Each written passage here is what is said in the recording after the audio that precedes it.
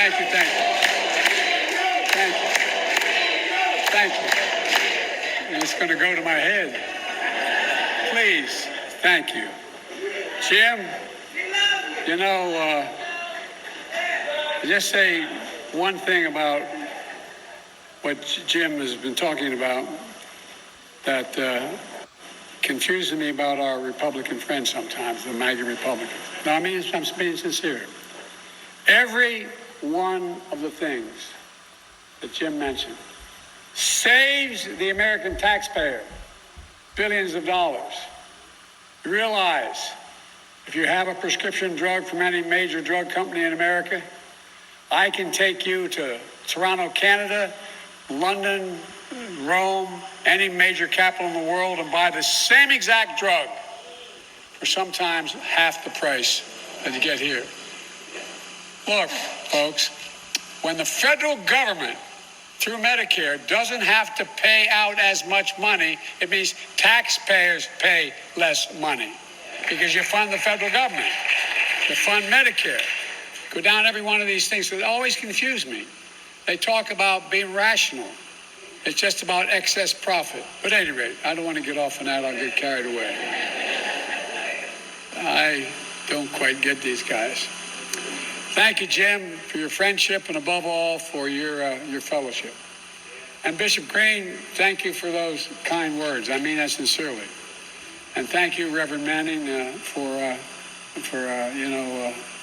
the shepherd of this house to allow me to stand in this podium once again. And all the faithful of Mother Emanuel, a distinguished guest. I was talking downstairs. I've spent more time in people I know, black or white, have spent in that church. Because that's where I started. No, I'm serious. I started the Civil Rights Movement. I used to go to 7:30 Mass, then I'd go to 10 o'clock service with the Reverend who was then running the church, is now the bishop. She's a bishop, and I'm told your bishop had been there before in South Africa. And that's where he is right now. The point is that I've been blessed to worship here before as well. It's at moments of joy and great joy, and moments of great pain, moments of unbearable loss. On June 17, 2015, the beautiful souls, five survivors, invited a stranger into this church to pray with them.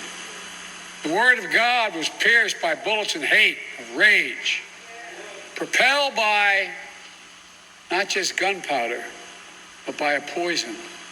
Poison that has for too long haunted this nation. And what is that poison? White supremacy.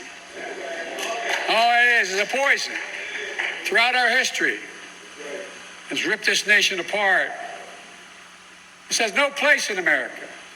Not today, tomorrow, or ever.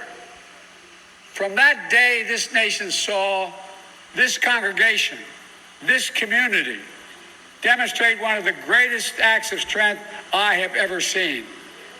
I mean this sincerely from the bottom of the act of forgiveness, the act of grace. It was as President Obama sang from here, Amazing Grace. It changed hearts. You did something that may not have happened but for your courage. You brought down the Confederate flag in South Carolina. You brought it down. No, you did. And you helped the nation heal. You showed what America can overcome. I'm deeply humbled to speak from this same pulpit my friend, and he was a friend, Reverend Pinckney, spoke from. We all miss him, none more than his family and this congregation. But just as all the families of the Emanuel Nine miss the pieces of their soul that they lost that day, we also have been together at moments of unbearable loss for my family. 2 days after the service of Reverend Pinckney, my son and I, my surviving son and I came back. My family worshiped with you. Here's Sunday service to show our solidarity. But my family also needed to be healed. We didn't even realize how badly. Just 22 days before we had buried my son, Bo, a veteran exposed and died because of those burn pits in Iraq for a year. We were in more pain than we knew. We came here to offer comfort, to receive comfort from you. No, I'm serious. As I listened in the pews, spent time with the families, visited Reverend Pinckney's office, visited the memorial for the victims outside, I grew stronger. My son, my family grew stronger. We prayed together. We grieved together. We found hope together, for real, for real. And it reminds me that through our pain, each of us must find purpose. For me, that purpose was to live a life worthy of my son, Bo. And I mean it sincerely. For you, that purpose is for the lives worthy of loved ones lost, to make them proud. So many of you were there for us during that loss, including my dear friend Jim and Emily Clyburn. Miss Emily, I miss. People of deep faith. Jim, a great public servant. I'm breastfeeding Emily today. We've talked about it downstairs a little bit. I know you do every single solitary day. She was special. And that bond you shared was something to behold. As many of you know, Jim is a teacher and a student of history. He knows the power of history. He knows the power of truth and the power of lies. He knows what happens when people are allowed to whitewash history, erase history, bury history. He knows what the Bible teaches. We shall know the truth, and the truth shall set us free. But the truth is under assault in America. As a consequence, so is our freedom, our democracy, our very country, because without the truth, there's no light. Without light, there's no path from this darkness. If you really care about the lives lost here, then you should honor the lives lost and call for a ceasefire in Palestine. Ceasefire now! Ceasefire now!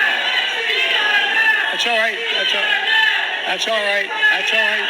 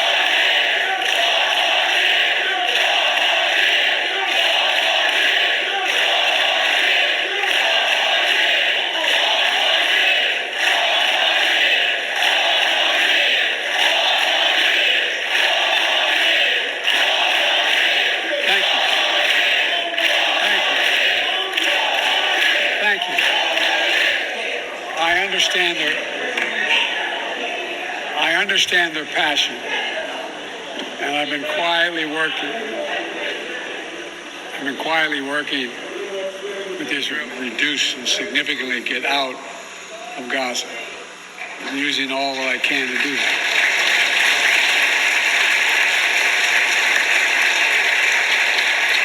But I understand the passion. Look, folks, after the civil... Thank you. They don't realize that. You're a good man. Well, thanks.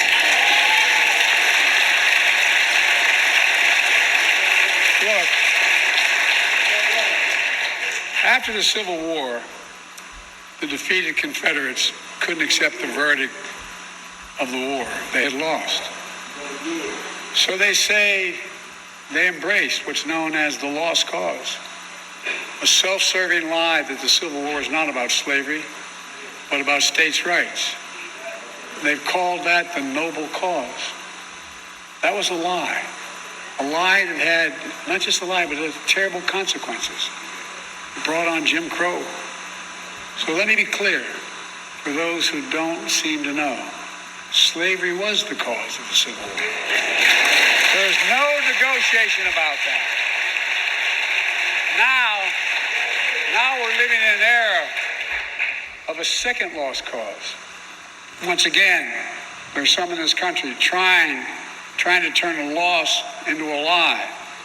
A lie which, if allowed to live, will once again bring terrible damage to this country. This time, the lie is about the 2020 election. The election which you made, your voices heard, and your power known. Just 2 days ago, we marked the third anniversary of one of the darkest days in American history, January the 6th, the day in which insurrectionists stormed the United States Capitol, trying for the first time in American history to stop the peaceful transfer of power in the country.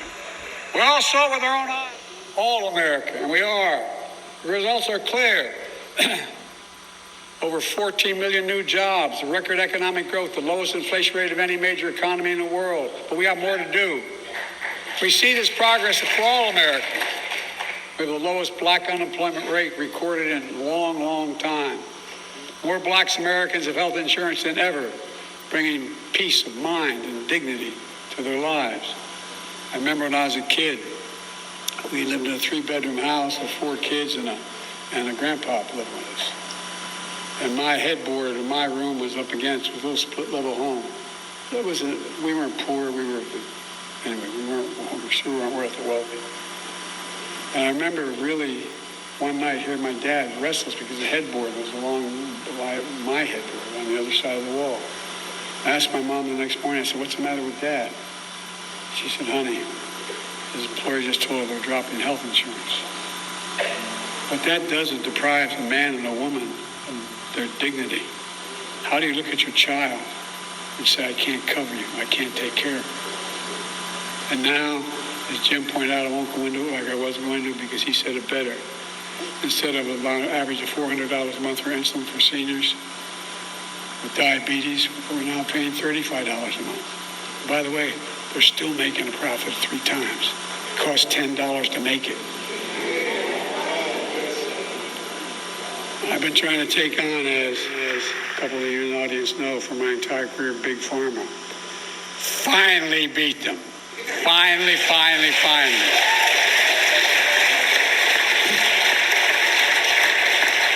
We're going to go back and make sure that Medicare can negotiate prices for everybody, not just for seniors. Again, it saves the American taxpayers billions of dollars not having to pay pharma for these things. You know, we're growing back black wealth. Well, we have a lot more to do. The racial wealth gap is the smallest it's been in 20 years under my watch. More black small businesses starting up than in decades. And the ultimate act in opening a new business, the ultimate act of hope. We're taking on housing discrimination in many ways.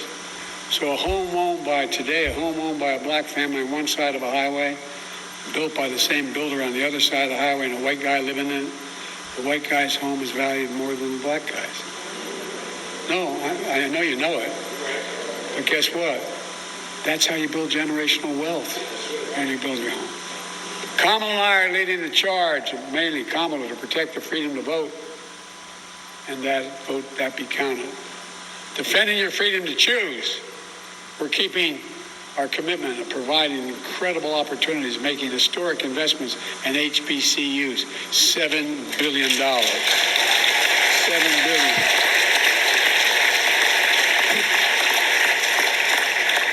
They're just as good as other universities. Just only that they don't have the billionaire contributors. So they can't put the laboratories together to get the contracts to be the ones that design new. What's changing? It's changing. Providing people a real shot by reducing the burden of student debt. Jim went into it. I won't go into it as I was going to. $132 billion, 3.6 million people. A significant percentage of those students are African American students. Despite our friends on the other side of the table, the Supreme Court did everything we can to stop me. Replacing every lead pipe in America. Do you know how many? Not just some. Every single lead pipe in America is going to be taken out and replaced with a proper product. Why? Because in mostly poor neighborhoods, that's where those lead pipes are. And that's why kids end up with brain damage because of the lead. There's so much, I'm not going to go into it, but look, you can turn on the faucet for your child and doesn't get sick from drinking the water and coming into the home. delivering high-speed internet that's affordable for everybody, So you don't have to sit in McDonald's parking lot for a child to do their homework. Producing clean energy so you can finally breathe clean air without leaving home. Look, I understand it. When we moved from Scranton, I was raised in Claymont, Delaware. More major refineries than any place, including Houston, Texas, and just across the border in Chester. Not a joke. I grew up with asthma, most of us did, because of the prevailing winds.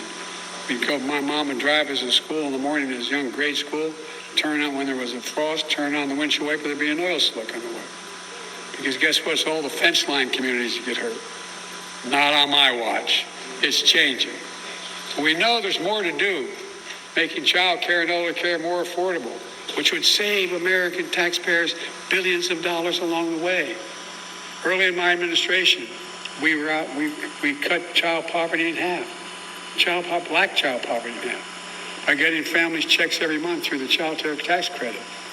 And the other side went ahead and blocked it. But we're going to get it back.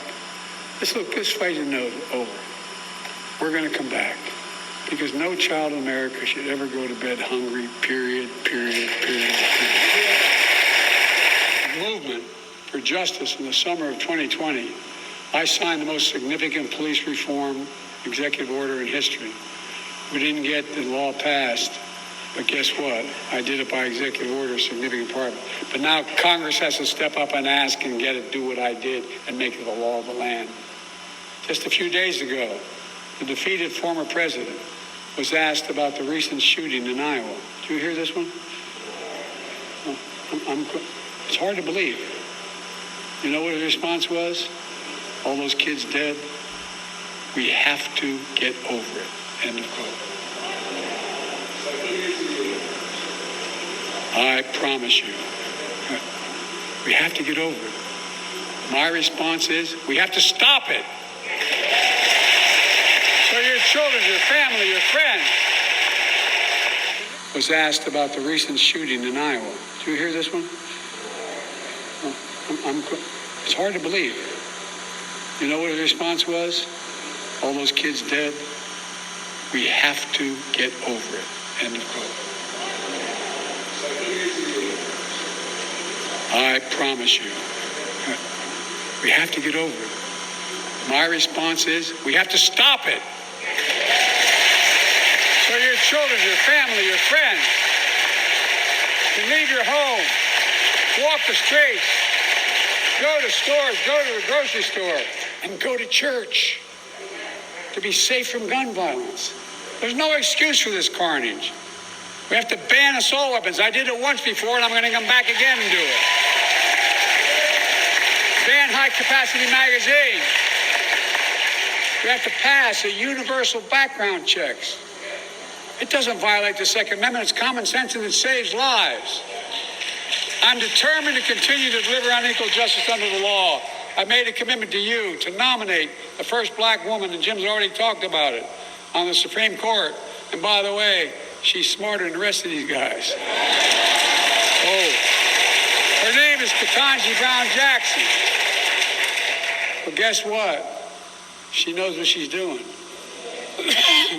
And by the way, as Jim pointed out, more black women have been appointed to the federal circuit courts than every other president in American history is appointed. Every single solitary one counted. And we're going to keep going.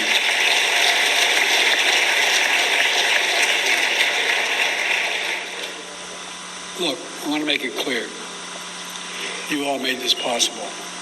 Because of your voice was heard in shaping your destiny. That's democracy. I'm proud that your voice will always be heard, because now you're first in the primary.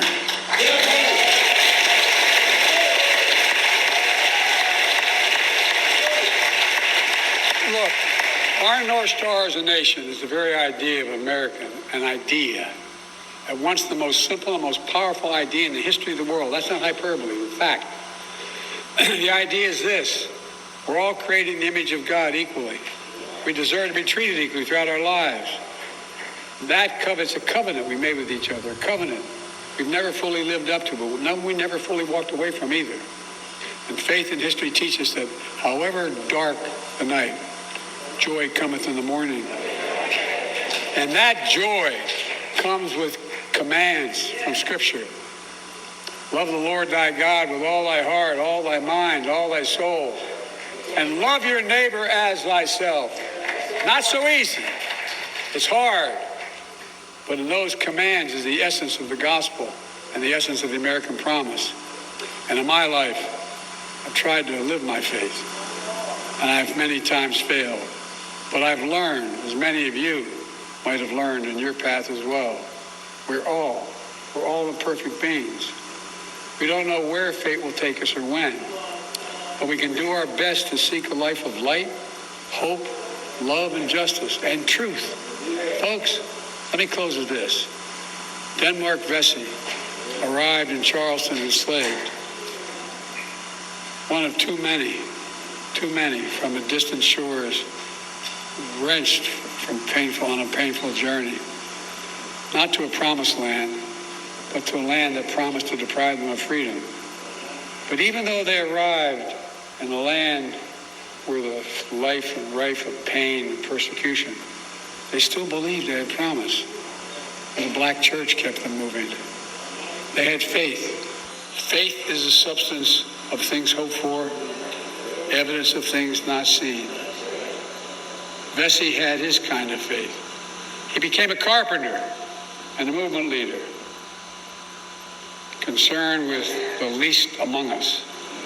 That's why he helped found this very church 200 years ago, only 40 years after the Declaration of Independence. And this church, your church now, the black church, has come to symbolize the faith and this purpose, to bear witness to those who are suffering, to bring the good news of a future to come, to follow its mission, to be the light in the pathway of darkness.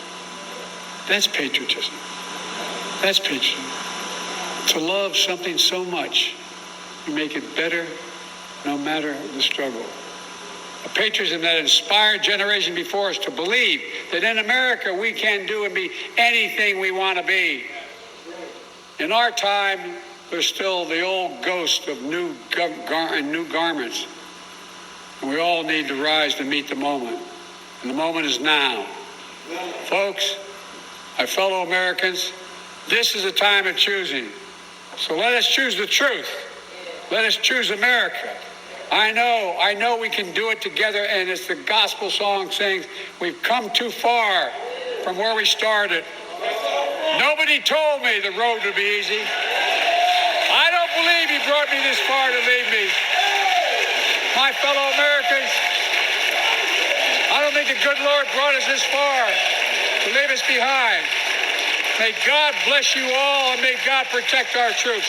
Thank you, thank you, thank you.